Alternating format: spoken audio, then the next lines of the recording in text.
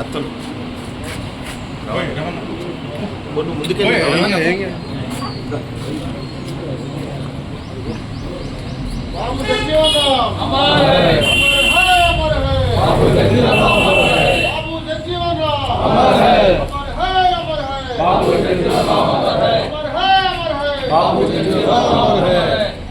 సాధిద్దాం సాధిద్దాం జగజీవన్ రామ్ ఆశయాలు సాధిద్దాం సాధిద్దాం సాధిద్దాం జగజీవన్ రామ్ ఆశయాలు సాధిద్దాం సాధిద్దాం సాధిద్దాం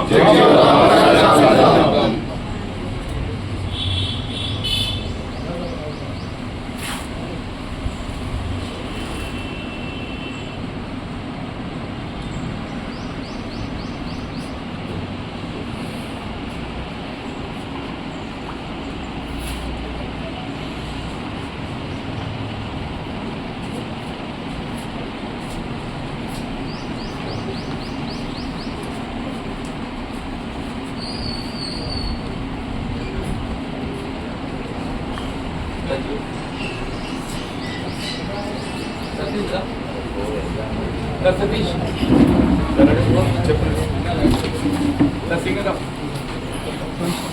రమేష్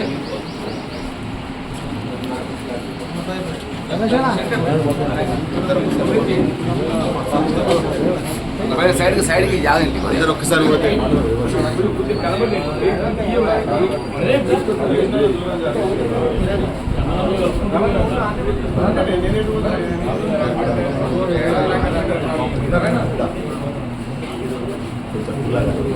జగిత్యాల జీవన్ రెడ్డి గారి నివాసం నందు బాబు జగజీవన్ రామ్ 119వ జయంతి కార్యక్రమ ముఖ్యులు అన్న జీవనన్న గారు మరియు దళిత మిత్రులు నా తోటి మిత్రులందరికీ నమస్కారం చెప్తూ బాబు జగజీవన్ రామ్ గారు కార్మిక శాఖ కానీ ఇతర శాఖలను సమర్థవంతంగా నిర్వహించి భారతదేశం లోపలనే కాకుండా ఇతర దేశాల మన్నను పొందిన నాయకులు బాబు జగజీవన్ రామ్ గారు. వారు ఎమర్జెన్సీ తర్వాత ప్రధానమంత్రిగా అవుతారని చెప్పి జరుగుతున్న ప్రచారం లోపల మొరార్జీ దేశాయ్ గారిని ప్రధానమంత్రిగా చేసడం జరిగింది.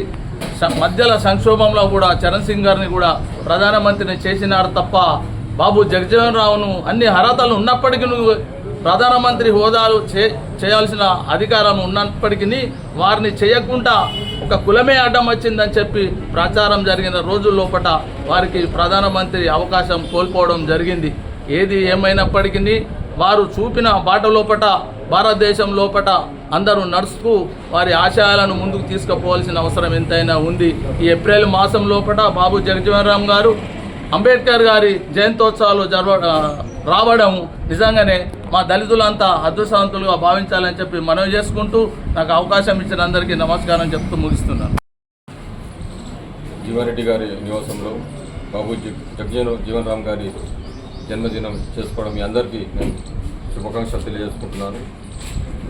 వారు దళితులకు చేయని సేవ లేదు.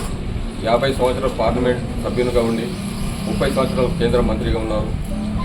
1971లో బంగ్లాదేశ్ విడగొట్టంలో ముఖ్య పాత్ర పోషించిన బాబు జగజీవన్ రామ్ గారు ఎన్నో ఈ దేశానికి అభివృద్ధి కార్యక్రమాలు చేపట్టారు. హరిత విప్లవం కానివ్వండి, ఆహార భద్రత కానివ్వండి, చాలా ఇలాంటి కార్యక్రమాలు దళితులకు కానీ మైనార్టీలకు కానీ ఎన్నో విధాలుగా పనిచేశారు. అదేవిధంగా భారత రాజ్యాంగాన్ని కాపాడటంలో పార్లమెంట్లో వారు ఎన్నో సంస్కరణలు చేపట్టడం జరిగింది. మనం ఇప్పుడు ఈరోజు మనం జగిత్యాలలో కూడా బాబు జగజీవన్ రామ్ రూపంలో మా జీవరెడ్డి గారిని చూస్తున్నాం. వారు ఈరోజు అందరినీ ఐక్యత చేసుకొని భారత రాజ్యాంగాన్ని కాపాడేందుకు అన్ని విధాలుగా కృషి చేస్తున్నారు. వారి అడుగుజాడలో మేము నడవటం మాకు వారు అవకాశం ఇచ్చినందుకు మేము చాలా గొప్పగా భావిస్తున్నాం. మనం అందరం కలిసి రాబోయే రోజుల్లో పూట జీవరెడ్డి గారికి మనం ఒక సైనికులా ఉండి మనం వారి అడుగుజాడలు నడిచి ఈ రాజ్యాంగాన్ని కాపాడుకోవాలనే మన అందరిపై బాధ్యత ఉందని చెప్పేసి వచ్చేసినటువంటి జీవనన్న అభిమానులకు సోదరులకు అందరికీ పేరు పేరున కృతజ్ఞతలు తెలుపుకుంటున్నాం. వాస్తవంగా జగజీవన్ రామ్ గారు వెనుకబడిన తరగతులకు బడుగు బలహీన వర్గాలకు సంబంధించినట్టు చాలా సంస్కరణలు చేసిరని పెద్దలందరూ చెప్తూ ఉంటే విన్నాము. ఎందుకంటే తన వయసులో మాకంటే పెద్దవాడు కాబట్టి తన గురించి ఏది చేసినా కూడా ముఖ్యంగా పేదవాళ్ళను దృష్టిలో పనిచేసే నాయకులు అవసరం. ఎందుకంటే పేదవాళ్ళుగానే ఉంటున్నారు, పెద్దోళ్ళు అయిపోతారు. పేదవాళ్ళను పెద్దోళ్ళని చేసే దిశగా ఆలోచన చేసే ఏ నాయకుడైనా కూడా మనకు చాలా అవసరం. ఎందుకంటే ఈరోజు ఉన్నటువంటి ఈ పరిస్థితులలో బడుగు బలహీన వర్గాలను పట్టించుకునే నాదుడే లేడు మనం ఈ ఉత్తర తెలంగాణలో చూసినట్లయితే. అటువంటి బాబు జగజీవనరావు అడుగుజాడల్లో నడుస్తున్నటువంటి మన జీవనన్న దగ్గర మేమందరం పనిచేయడం మా అదృష్టం. తను కూడా బడుగు బలహీన వర్గాల గురించి ప్రతినిత్యం ఇంటి ముంగట కూర్చొని పేదలకు అందాల్సిన ఫలాల గురించి ఎప్పుడు ఆలోచించే వ్యక్తి జీవనన్న. అటువంటి జీవనన్న కూడా మా దగ్గర మేము పనిచేయడం మా అదృష్టంగా భావిస్తున్నాం. నాకు ఈ అవకాశం ఇచ్చిన పెద్దలందరికీ కృతజ్ఞతలు.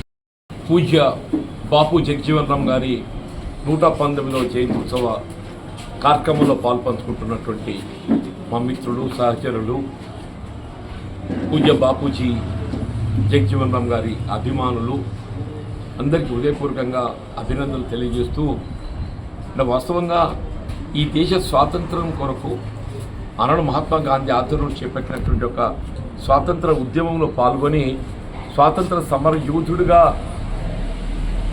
వీళ్ళ కీర్తి వహించడమే కాకుండా స్వాతంత్రానికి ముందుగానే అప్పుడు కాన్స్టిట్యూంట్ అసెంబ్లీలో వారు మంత్రిగా కూడా పనిచేయడం జరిగింది. కాన్స్టిట్యూంట్ అసెంబ్లీ తదుపరి దేశ స్వాతంత్రానంతరం ఏదైతుందో వచ్చే దేశంలో వారు నిర్వహించిన శాఖలు వచ్చే ఏ మంత్రి గారు కూడా నిర్వహించి ఉండరు. కేంద్రంలో బహుముఖ ప్రజ్ఞశాలి. ఇప్పుడే మిత్రులు పేర్కొన్నట్టు వ్యవసాయ రంగంలో దేశాన్ని హరితహారం దిశగా మరి ముందుకు తీసుకుపోవడమే కానీ ఆహార భద్రత వాస్తవంగా ఈ సివిల్ సప్లైస్ విభాగాన్ని ఏర్పాటు చేసి ఫుడ్ కార్పొరేషన్ ఆఫ్ ఇండియానే కానీ పేదవాడికి పట్టాడు అన్నం కల్పింప చేయాలనేటువంటి ఆలోచన రూపొందింపజేసింది బాబు జగజీవనరామ్ గారి యొక్క మదిలో నుండి వచ్చిందని చెప్పక తప్పదని చెప్పి అంటున్నాను. ఇలా రైల్వే శాఖే కానీ కార్మిక శాఖే కానీ ఇలా ముఖ్యంగా దేశ భద్రత అనేది ప్రధానం అని చెప్పి అంటున్నాం. ఆ దేశ భద్రత రక్షణ శాఖ నిర్వహణలో ఏదైతుందో ఆనాడు ఇందిరాగాంధీ గారు ప్రధానమంత్రిగా ఉన్ననాడు వారు పాకిస్తాన్పై జరిగిన యుద్ధంలో ఏదైతుందో భారతదేశం విజయ కేతనం ఎగరవేసి బంగ్లాదేశ్కు మరొక స్వతంత్ర రాజ్యంగా గుర్తింప చేయటం మరి ఆ కీర్తి ఏదైతుందో బాబు జగజీవనరామ్ గారికి దక్కుతుందని చెప్పక తప్పదని చెప్పంటారు. మరి గొప్ప ప్రజాస్వామ్యవాది. ఎప్పుడైతే ఇందిరాగాంధీ గారు దేశంలో ఇవాళ ఎమర్జెన్సీ విధించిన సమయంలో ఏదైతుందో వారి మంత్రివర్గంలో ఉండి కూడా వారి మంత్రివర్గానికి రాజీనామా చేసి మరి కాంగ్రెస్ బాధ్యత కూడా ఉందని చెప్పి అంటున్నా. ఇలా బాబు జగజీవనరామ్ గారి యొక్క ఆలోచన విధానానికి అనుగుణంగా వారి యొక్క ఆలోచన విధానం వారి యొక్క ఆదర్శాలను ఏదైతుందో అమల్లో తీసుకుపోవడంలో అందరూ కూడా బాధ్యతలు కావాలని చెప్పండి. ఇలా వారి జయంతి ఉత్సవ కార్యక్రమాలు మనం నిర్వహింపజేసుకుంటున్నామని చెప్పంటే ఇది కేవలం నిర్వహణతోనే సరిపోదని చెప్పంటున్నాం.